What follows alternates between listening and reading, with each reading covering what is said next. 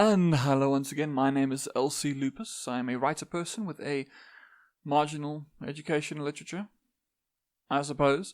That's the way I always introduce myself on on TikTok. Today, I'm just going to be reading a poem. That's all I'm going to be doing. You might hear children in the background because it's a Sunday, and apparently that is the day that children convene, possibly at each other's houses, and make as much noise as possible. I'm sitting on the floor because that chair is actually very uncomfortable. I'm going to be just reading from my little tablet here, so I'm afraid probably not really much to watch, but oh well. This will be a reading of a poem from my collection, Forceful Mercies and 99 Other Poems. This will be not one of the other 99 poems. This will actually be a reading of Forceful Mercies itself, which is a quite a long poem, so you might be here for a while. So, shall we get started? I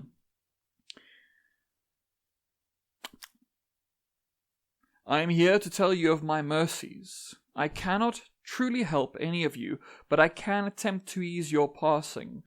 Do I do such a thing for all of you? No. I'll never do this for all of you, but sometimes I believe that I can help. My help is likely not something you'd want. You'd likely prefer the help of a god. To my knowledge, there's none of those around. You'll have to take the mercies I can give, but there's one thing to always remember. No guarantee I'll do the same for you because I'm not here to dote on humans. Let me tell you about 14 mercies. Were these mercies good things for me to do? You will have to answer that for yourself. I saw one of you shot by another. I watched as he crawled around in the dirt and tried his hardest, to escape his fate. That was not going to happen for him.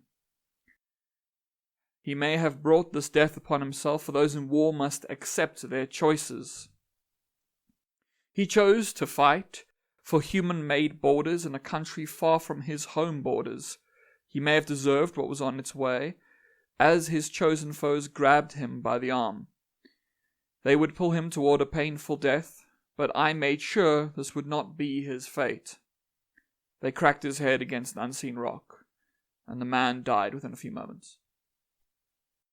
Some foolish person played in the forest. They made their way through the trees and streams and hardly looked at what was around them, but they always had a phone in their hands. Perhaps they too should have died for their deeds. They trudged their way through broken leaves and twigs and never paid attention to the world. They never saw the snake that struck their throat. The phone slipped through their fingers and shattered. All hope of a rescue was also gone. The snake's venom coursed its way through their veins, and they would die a painful death right there. But I watched as they fell into a stream, and they died while completely unconscious. Another fool thought they could tame nature, but they were hardly prepared for the world. They became lost and ran out of their food as they tried to find a way out of there, but they hardly knew one star from the next, and they soon paid even less attention to the green world that was all around them. They tried to find something that they could eat, but they hardly knew their way around plants, and they had never been taught to watch out, so they stumbled and twisted their spine wrong. They faded in and out of consciousness. They'd never be able to survive that. So I sent a sharp-toothed friend to eat them. She never noticed the thing she'd eaten. It was like any other piece of food, but she never knew it was full of them. They were the small parasites that dig in and keep you alive until you're worn out. She had a few days left before the pain. It would have been incomprehensible. She felt no pain at all when I took her. I would take the pain before it began. I could see the things squirming inside her, and they would also die if their host died. Then no more creatures would have to suffer. I tapped the wheel of a drunken driver. She was gone as soon as it drove through her. Some of you have never done a thing wrong. It's simply a case of wrong place, wrong time, but that does not mean that you won't suffer at the hands of your very own species. You all appear to hate one another. I'll never understand your human minds. You assume someone is the enemy, so you grab and drag them away from home. You push them into a minuscule room and only take them out to carve them up, and demand answers that they cannot give. She certainly could not give answers, so I pushed that infection in her cuts, and she died in her sleep without a thought. Many humans eat what they should not eat, and they're aware that what they eat is wrong, but what's wrong has never stood in the way. And I helped one of your number like this. I could see the debris clogging his veins, the immense strain his organs took each day, and his past advice from doctors to stop. I could also see the pain in his mind. He felt nothing but shame for what he did, but that was no reason for him to die. Yet I could see the strain that would kill him. He maybe had a month left of his life. It'd be nothing but agonizing shame. So I made his heart give out at his meal. Many of you like your sad killing toys, and this man was no exception to that. He'd dust and polish his killing machines that he used on wild and fleeing creatures. Killing to live is nothing new to me, and I've aided many creatures in this, but hunting for fun is something you do. It is not something that the others do. He was cleaning his pathetic machine when an accidental push triggered it. Blood flew from him in his country cabin. He stopped the blood, but he'd received no help. I gave the death machine a second push, and a quick death shot its way through his skull. Sometimes I feel that a death is deserved, but you can disagree if you so wish. However, I don't keep the dead alive. That is something that humans like you do. This one was going to die very soon. The uncontrollable growth of tumors had not been stopped by man-made poison. This meant there was no longer any hope. They injected the soul full of morphine. They did this instead of heeding their wish. This one wanted all of the pain to stop. Who was I to deny them such mercy? I blew a small bubble into the tube and they were dead within a few minutes. Surviving tragedy can be horrid. There was a young girl who fell overboard. She was on a small boat with some good friends, but lightning caused flames to erupt from it. She latched onto a broken piece of boat and tried to keep all of her hope alive. The search party had the wrong location and the boat would never be discovered. She did not eat or drink for many days. She'd soon be dead from unquenchable thirst, but that death would still take many more days. For this reason, I called to those with teeth. She felt pain for a moment as they bit, but pure nothingness would soon replace that. Those who deserve death often inflict it. A trio of angry and deadly men would find those they could torment and torture. They would commit many terrible deeds. One such deed involved stabbing and beating. They did so over and over again. Their latest victim could hardly splutter, and they had no hope of surviving this, but their body refused to let them die. One can't normally influence these types, but one of the men was not as twisted. As his friends laughed and jeered at their victim, he stood before the bloodied mass of flesh and quickly broke the neck to his friend's booze. Deadly accidents happen all the time. This is something that cannot be denied. Some try to claim that there's some divine force and it decides when humans live or die, but an accident is typically chance. No one has a say in how it happened. The same is true of this one in their car.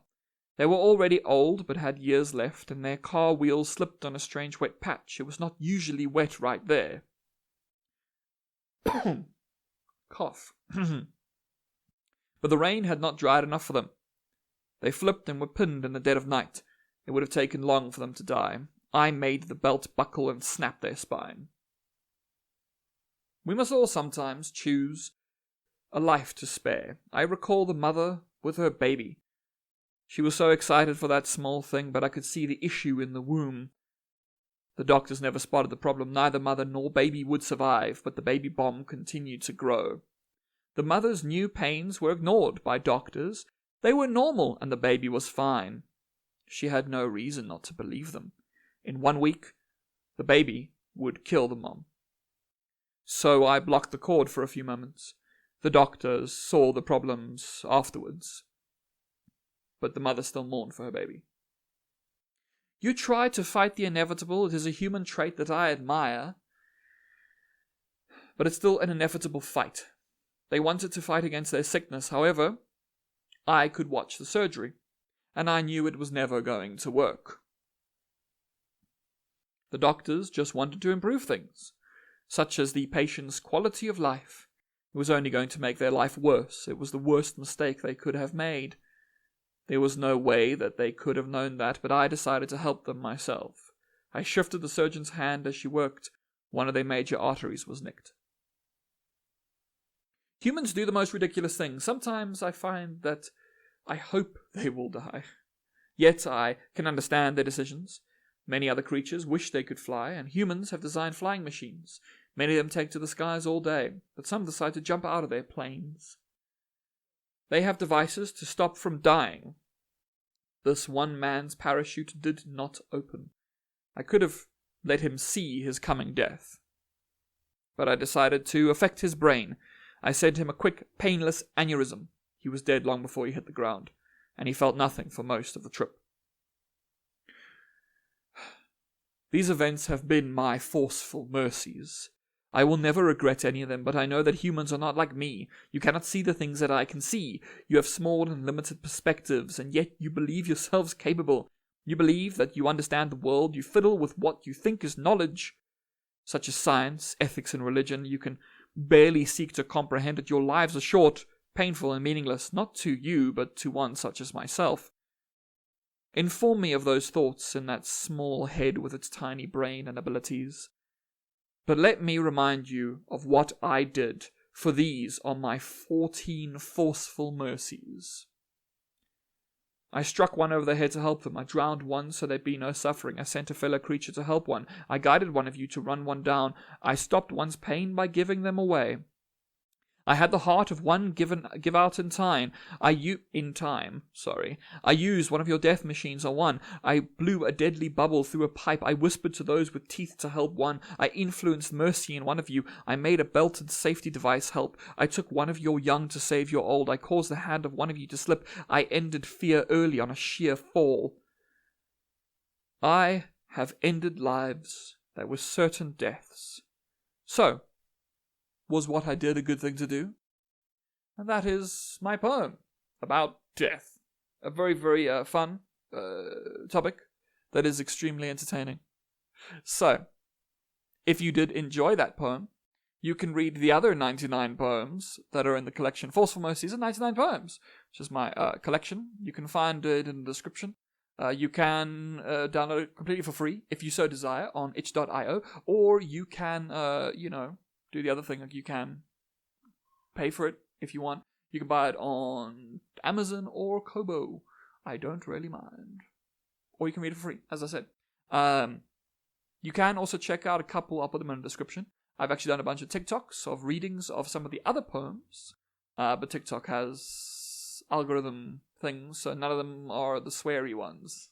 Or the deathy ones. But you can check them out. If you so desire, I'll put them in the description. And otherwise, hope you enjoyed my poem about death and mercy being forced upon us by those on high. My back is a little bit sore from sitting like this, but this chair is terrible. I will never use this chair again. I used to sit on it and really hurt my coccyx, area, that whole area. It's not that great. It's not very fun. Anyway, hope you have a great day, week, and month ahead, and goodbye.